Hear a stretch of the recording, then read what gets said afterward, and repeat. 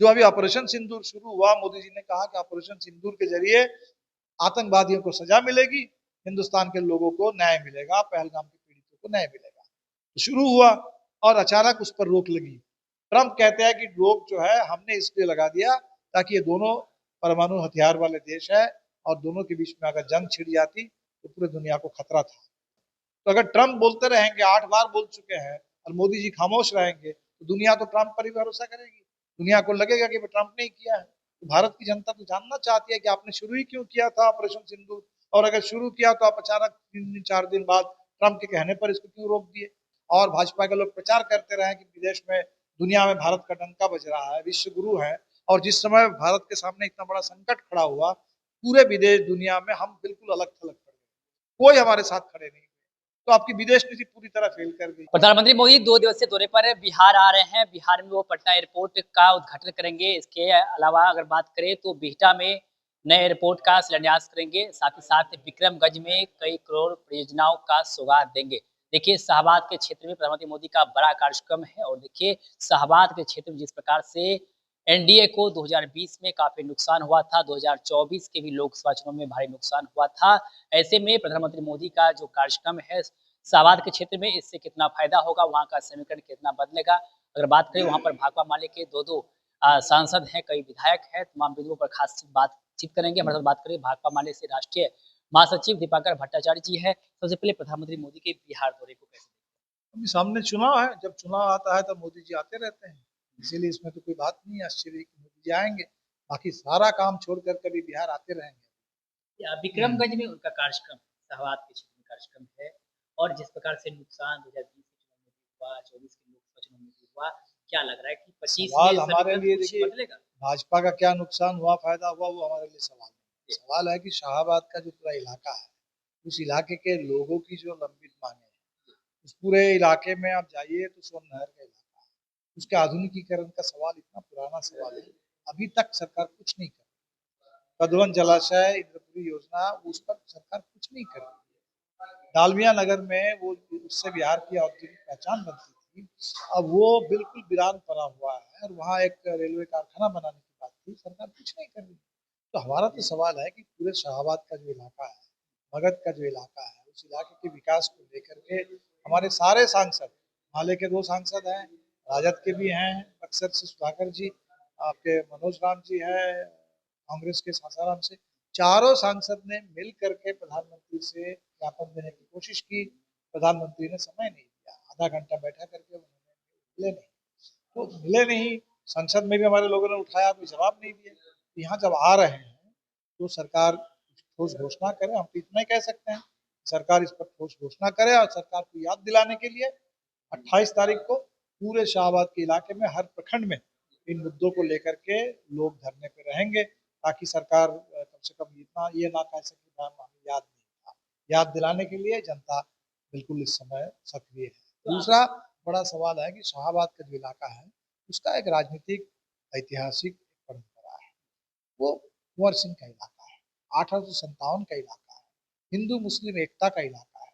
उस हिंदू मुस्लिम एकता के इलाके में आप कभी सासाराम में कुछ हो जाता है, कभी यहाँ कुछ हो जाता है, लगातार आप नफरत बांटने, लोगों को विभाजित करने की कोशिश करते हैं। वो शाहबाद के मिजाज के साथ बिल्कुल फिट नहीं बैठता है। ये जो पूरे सांप्रदायिकता है, नफरत है, शाहबाद मेरे ख्याल से उसका इतिहास इसे इजाजत इसकी नहीं देता है। दूसरा, वो इलाका लड़ने वाला इलाका है, अंग्रेजों के खिलाफ लड़ा है।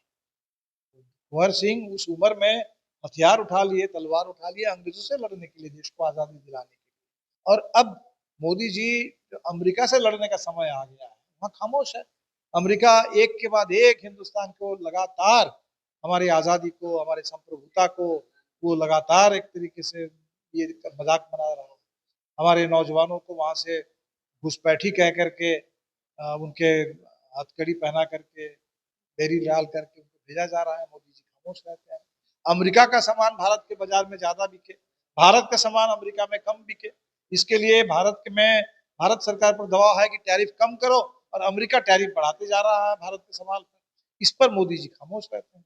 जो अभी ऑपरेशन सिंदूर शुरू हुआ, मोदी जी ने कहा कि ऑपरेशन सिंदूर के जरिए आतंकवादियों को सजा मिलेगी, हिंदुस्तान के लोगों को न्याय मिलेगा, पहलगाम के पीड़ितों को न्याय मिलेगा। तो शुरू हुआ और अचानक उस पर रोक लगी।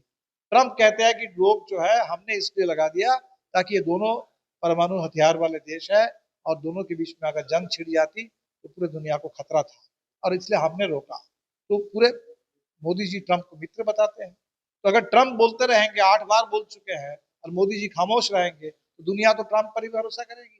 दुनिया को लगेगा कि ट्रम्प ने ही किया है। तो भारत की जनता तो जानना चाहती है कि आपने शुरू ही क्यों किया था ऑपरेशन सिंदूर, और अगर शुरू किया तो आप अचानक 3 दिन 4 दिन बाद ट्रम्प के कहने पर इसको क्यों रोक दिए? ट्रम्प के कहने पर रोके या किस सवाल पर रोके? अगर मोदी जी कहते कि पाकिस्तान ने कहा तो पाकिस्तान से आपकी क्या बात हुई? क्या बात हुई? क्योंकि अभी तक तो वो 4 आतंकवादियों के बारे में पता ही नहीं चला, वो कहाँ गए, कहाँ से आए थे, कहाँ गए और कब पकड़े जाएंगे। इसीलिए ना तो आतंक के सवाल पर आपने कोई जवाब दिया, सुरक्षा के सवाल पर आपके पास कोई जवाब है। तो आप लगातार पिछले 11 साल दुनिया में घूमते रहे हैं, सारे नेताओं से गले मिलते रहे हैं और भाजपा के लोग प्रचार करते रहे कि विदेश में, दुनिया में भारत का डंका बज रहा है, विश्व गुरु है। और जिस समय भारत के सामने इतना बड़ा संकट खड़ा हुआ, पूरे विदेश दुनिया में हम बिल्कुल अलग थलग पड़ गए, कोई हमारे साथ खड़े नहीं। तो आपकी विदेश नीति पूरी तरह फेल कर गई। मोदी जी इस पर खामोश है, ठीक है। तो चुनावी साल है, क्या लग कुछ उम्मीदें हैं कि इस आबाद के क्षेत्र में कुछ बड़ा मिलेगा मोदी का? नहीं, मोदी जी के आने से क्या मिल जाएगा? हमें लगता है उस पर आप लोग भी नजर रखिए कि मोदी जी आते हैं तो करते क्या है, लोगों को क्या चाहिए वो आकर के कुछ भी बता के चले जाएंगे।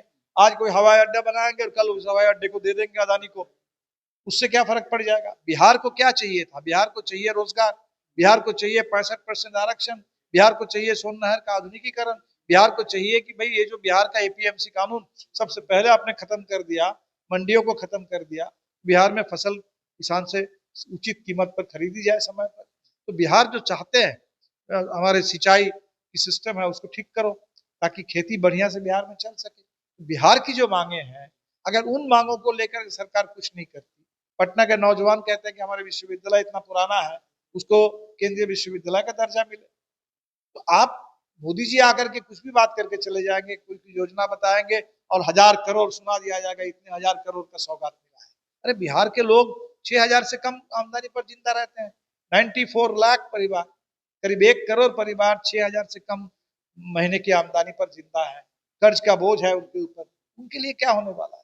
इसीलिए हमें लगता है कि नजर आप लोग भी रखिए, हम लोग भी नजर रखे हुए हैं कि मोदी जी आते हैं, आ सकते हैं, बिल्कुल आएंगे, चुनाव का साल है, बार बार आते रहेंगे, लेकिन क्या बोलते हैं और क्या करते हैं ये इंपॉर्टेंट सवाल है। बातचीत करेंगे तो देखिए हमारे पास बातचीत करते दीपांकर भट्टाचार्य ने साफ साफ कहा कि सबकी नजर उस पर है, आप नजर बनाए रखिए, प्रधानमंत्री मोदी जी आते हैं तो क्या क्या कदम उठाते हैं। बाकी आपने तमाम मुद्दों पर सुना, क्या कुछ कह रहे थे, आप प्रतिक्रिया हमें लाइव है, आप सभी का बहुत बहुत धन्यवाद।